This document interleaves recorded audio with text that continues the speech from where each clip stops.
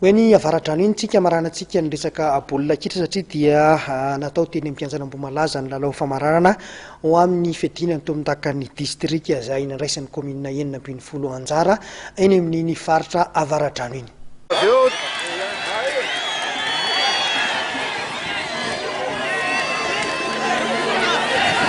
Ekipan'ny Sabotsinamena sy Anjevagara no tody teo amin'ny famaranana taranja baolina kitra tamin'ny tournoi distrikana Avaradrano natao androany tany amin'ny kianjana Mboamalaza. Marina fa commune enina ambin'ny folo avy ao amin'ny distrika no nanomboka ny fifanitsanana ny 12 febroary lasa teo. Larana fatelo tamin'ity fifananan'ity kosa ny ekipan'ny commune Lasora rehefa nandesy ny commune Ambomanambola tamin'ny isa 4-3. Akoatra ny amboara sy medaly moa dia notolorana omby mifany tompon-daka tamin'ity hetsika ity. Noentina ny tety commune maromaro ny fifanitsanana. Mialohan'izao famaranana izao raha nambaran'ny ben'ny tanàna Sabotsinamena Avitra Andriamosa. Samy tonga namehy voninahitra ity famaranana ity avokoa ireo ben'ny tanàna manodidina ao Avaradrano, ny solombavam-bahoaka, ireo olobe ao Avaradrano ary ny lolon'i Madagasikara. Voalohany moa teto amin'ny district Antananarivo Avaradrano zany isan'izao tournoi intercommunal izao e. Tournoi intercommunal izay nandraisan'ny Anjara na commune raha baolina kitra noresahana 13 ny commune nandray anjara tamin'izany. Ataoko hoe ina moa ny tanjon'ny fifaninana zao dia manamafy fifandraisan'ny samy tanora ary amin'ny malalao baolina kitra avokoa moa dia fanatanjahantena rahateo izany.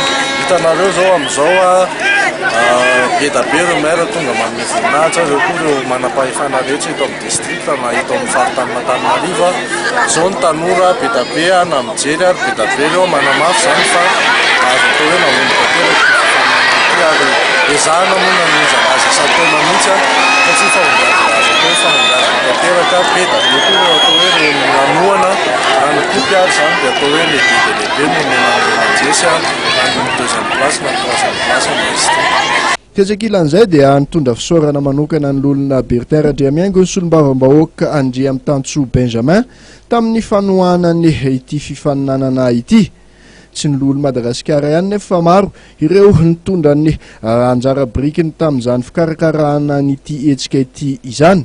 Dia eto moa za zany dia misaotra manokana satria dia anisan'ny tena nitotona fotsy sy nandro namasaka an'ity fifaninanana baolina kitra tao Avaradrano ity ny parlementaire ary tononjo manokana ampanajana amin'izany ny olona na sénateur Bertin Andriamiaingo satria izay sy Bertin Andriamiaingo dia hatrany am-boalohany dia efa ny Tsiondo hoe ahoana ny fomba anosehantsika hatramin'ny farany an'ity tanora sy ny fanatanjahantena eto amin'ny faritra misy an'Avaradrano ity ka dia izay fiaraha-miasan'ny samy parlementaire izay eo amin'ny tenako sy Andriamatoa Bertin Andriamiaingo dia manambara fa ny olom-boafidy ny olona nomena andraikitra eto amin'ny firenena zany dia vonina ihany koa iroso amin'izany fampandrosoana izay.